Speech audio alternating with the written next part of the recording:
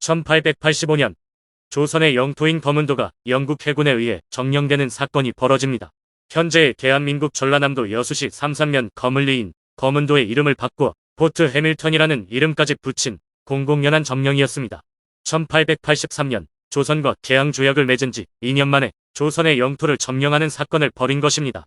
당시의 영국 해군은 세계 최강이었습니다. 전 지구상에 펼쳐져 있는 그 많은 식민지들을 점령하는데 해군이 막대한 역할을 할 수밖에 없으므로 당연히 강해져야만 했죠. 사건이 일어나자마자 세계가 떠들썩해집니다. 21세기 현재로 따지면 미국 해군이 어떤 나라의 영토를 어느 날 점령한다면 당연히 미국이 그 나라를 보호국가하려고 한다는 의심을 받겠죠. 그 당시에도 마찬가지였습니다. 그러나 영국의 의도는 다른 곳에 있었습니다. 그것은 러시아의 남하를 막는 것이었죠. 당시 유럽의 주도권을 쥔 어느 국가도 러시아의 남하를 막는 것이 지상 과제였다고 할 만큼 유럽인들은 러시아의 남하를 싫어하고 두려워했습니다. 당시 유럽의 패권을 쥐고 있던 나라 중 하나인 영국의 행동도 마찬가지였습니다. 유럽 쪽으로는 발칸 반도를 막고 서아시아로는 아프가니스탄에서 러시아의 남하를 막았습니다. 하지만 극동아시아 쪽에는 중국을 제외하고는 그럴 만한 힘을 가진 국가가 없었습니다. 그러나 이 당시 중국은 이미 열강들의 이권 쟁탈을 위한 싸움터로 변해 있었기 때문에 무기력했죠. 그러니까 영국이 직접 나서서 행동했던 것이죠.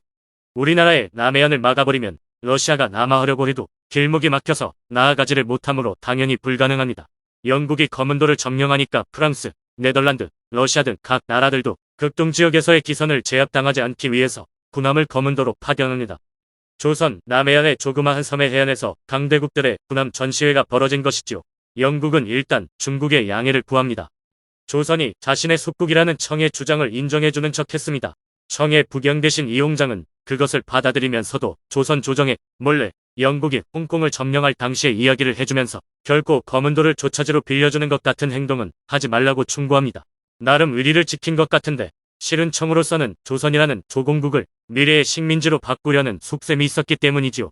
1886년 12월에 영국과 청나라 그리고 러시아는 조선에 대해 서로 양보하는 협약을 맺고 영국은 군대를 철수시킵니다. 거문도 사건 이후 청의 조선에 대한 지배력은 더욱 강화됩니다. 하지만 일본과 청일 전쟁에서 패배한 이후 청의 기득권은 모두 수포로 돌아가지요. 영국은 1902년 일본과 영일 동맹을 맺습니다. 수십 년간 유럽 내에서 외교적으로 친밀한 관계를 맺지 않아왔던 세계 최강제국 영국이 극동의 작은 신흥 국가와 동맹을 맺은 것은 유럽 내에서 그야말로 충격으로 받아들여집니다. 러시아는 조선 왕실과 내밀한 관계를 맺어 돌파구를 만들려고 하다가 러일 전쟁의 패배로 조선에서 손을 떼게 됩니다. 그리고 육로로 남하하려고 계획을 바꿔서 중국으로 시선을 돌립니다. 조선 정부는 거문도 사건에 대한 각 나라 간 협력이나 조약 등 외교적 행위에서 거의 배제되어 있었습니다. 청이 조선에 대해 기득권을 주장하는 것을 각 나라들이 인정해 주었기 때문입니다. 즉 조선이 청의 속국이라는 것을 인정했다는 것이지요. 속국인 나라는 독자적으로 외교 행위를 하기 힘들죠. 일본이 1876년 강화도 조약을 맺을 때 마치 조선의 주권을 인정하고 보호해 줄 것 같은 조항들을 집어넣은 것도 그런 속셈이 있었기 때문입니다. 일단 청나라와 떼어 놓아야 자신들이 조선을 식민지화할 수 있기 때문이죠. 여기서 19세기 이후 일본이라는 나라의 발전 과정을 참고로 한번 보겠습니다. 결국은 우리나라를 식민지화한 마지막 승자는 일본이었으니까요.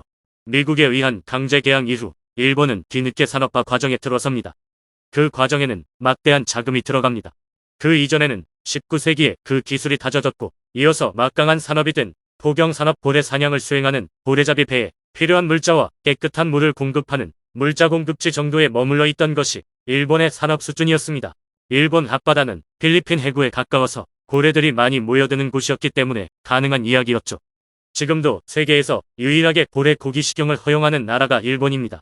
청일 전쟁 후 청나라로부터 막대한 배상금을 뜯어냅니다. 그것들이 모두 산업화를 위한 자금으로 들어간 것은 일본 산업의 기초를 튼튼히 세우는 역할을 했습니다. 그러나 러일 전쟁 이후는 그렇게 하지 못했습니다. 제1차 세계대전은 일본에게 있어서 그야말로 하늘이 내린 기회였습니다. 일본으로서는 영일 동맹으로 영국 등 협상 세력의 편에 설 수밖에 없었습니다. 전쟁 중 필요한 막대한 물자의 생산과 판매 그리고 아시아에 산재한 독일 식민지들을 자신들 마음대로 할 수 있기 때문에 얻을 수 있는 이익 등이 더해져서 엄청난 이익을 챙깁니다. 1차 대전이 끝난 이후 일본은 아시아 최강의 국가로 성장해 있었습니다. 여기서부터 일본 제국주의는 엇나가기 시작합니다. 특히 1920년대 후반부터 어려워져가는 경제적 환경이 닥치자 막대해진 국력과 국방력으로 중국과 만주 그리고 동남아 등 아시아 각국을 야금야금 먹어 들어가기 시작합니다. 마침내 미국과 태평양 전쟁을 벌이고 처참하게 패전합니다.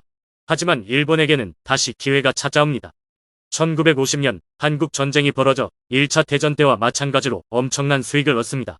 그 마침표는 베트남 전이었습니다. 미국의 우방이자 당시 그 엄청난 전쟁 물자들을 생산할 능력이 있는 국가는 아시아에서는 일본밖에 없었으므로 당연히 일본이 그 이익을 거의 모두 가져갈 수 있었습니다. 일본에게는 두 번의 기회가 왔었습니다.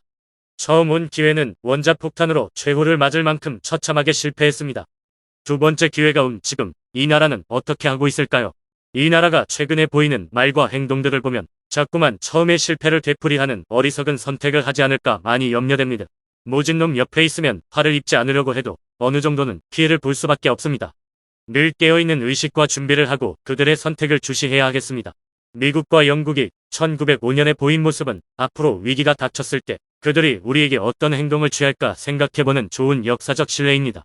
영국은 1905년 2차 영일 동맹을 맺으면서 조선에 대한 일본의 식민지 지배를 인정했습니다. 미국도 또한 같은 해 카스라 테프 드미력을 맺어 영국과 똑같은 행위를 했습니다. 그리고 조선은 1905년 을사늑약으로 외교권을 잃어버린 껍데기뿐인 국가가 되었습니다.